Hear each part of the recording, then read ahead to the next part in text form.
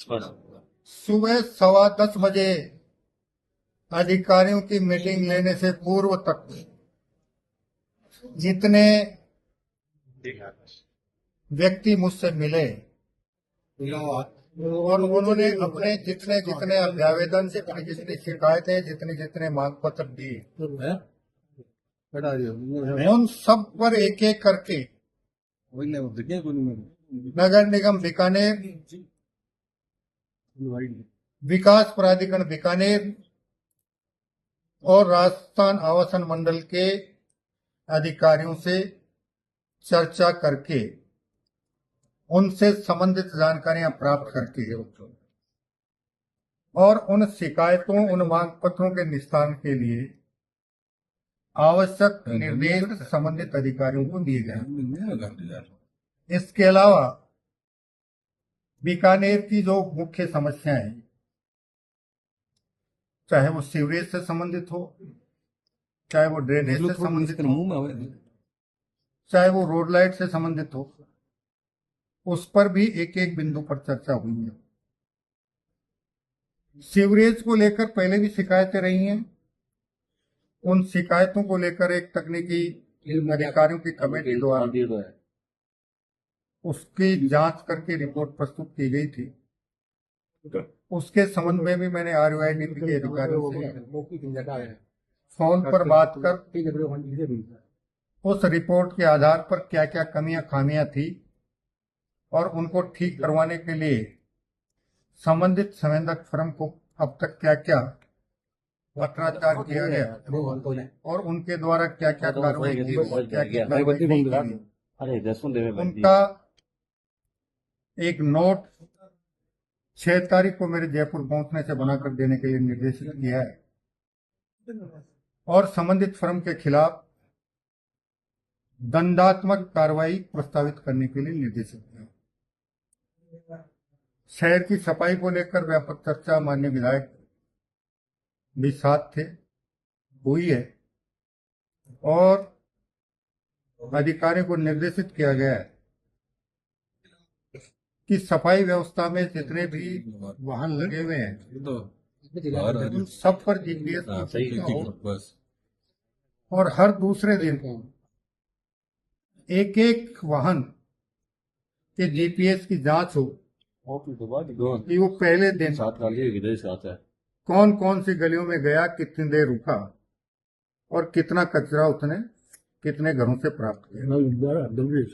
इसको सुनिश्चित करेंगे।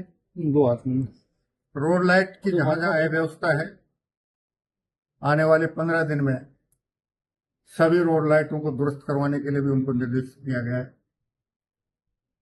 अंतर्राष्ट्रीय परिस्थितियों के कारण डामर की कीमतें 2.5 गुना से ज्यादा बढ़ जाने के कारण अभी पेचवर्क और नई डामर की सड़कों का काम संपन्न नहीं हो पा रहा है। उसके लिए भी उन्हें निर्देशित किया गया कि कोई बहुत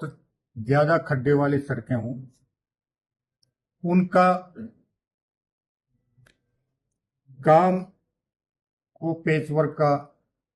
करवाने का जरूर प्रयास करके उसको सफल करें। बाकी ये अंतर्राष्ट्रीय समस्या का समाधान होने के बाद ही इस दिशा में आगे कार्रवाई हो पाएगी। तीसरा, हमारे यहाँ नगर निगम बीकानेर, विकास प्राधिकरण बीकानेर और राजस्थान आवासन मंडल बीकानेर द्वारा जितनी भूमियां अधिग्रहित की गई थी उनका भौतिक सत्यापन करेंगे और उन पे जहां जहां अतिक्रमण है उन्हें अतिक्रमण मुक्त करवाकर उनका विकसित कर बाकी बची हुई भूमियों को नीलामी के माध्यम से विक्रय कर जो आय अर्जित हो उस आय को बीकानेर के विकास समस्याओं के समाधान में खर्च करने के लिए भी निर्देशित किया गया। इसके साथ ही मैंने जिला कलेक्टर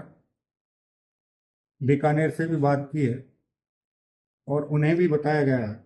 कि वो इस मामले में हमारे तीनों संस्थाओं का सहयोग करें। इसके अलावा एक शिकायत आई थी कि हमारी कुछ ग्राम पंचायतें जो बीकानेर विकास प्राधिकरण में आ गई, उन ग्राम पंचायतों द्वारा कुछ पट्टे फर्जी रूप से हमारी बीकानेर विकास प्राधिकरण, नगर निगम और आवासन मंडल की आवशुदा भूमि जिस पर योजनाएं प्रस्तुत की गई, उनके नाम से पट्टे जारी किए गए। इसके लिए भी मैंने यहाँ के मुख्य कार्यकारी अधिकारी जिला परिषद से बात की है और जिन ग्राम पंचायतों की शिकायत मेरे पास आई थी उन्हें निर्देशित किया है कि वहां के ग्राम विकास अधिकारियों से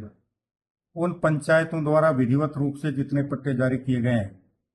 पहले उनकी सूची तैयार करवाएं और उसके बाद एक एक ग्राम पंचायत के ग्राम विकास अधिकारी को संपूर्ण रिकॉर्ड के साथ, जिसमें ग्राम पंचायत का बैठक कार्यवाही विवरण और पट्टा पत्रावली और पट्टा रजिस्टर मंगवा उस सूची को सत्यापित करें और वो सत्यापित सूची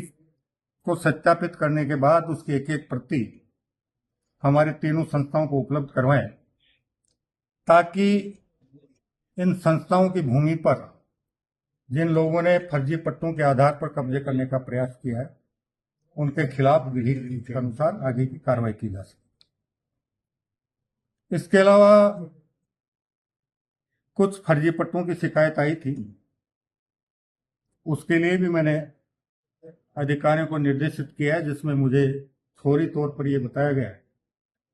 कि तत्कालीन नगर विकास न्यास के नाम से जो पट्टे जारी किए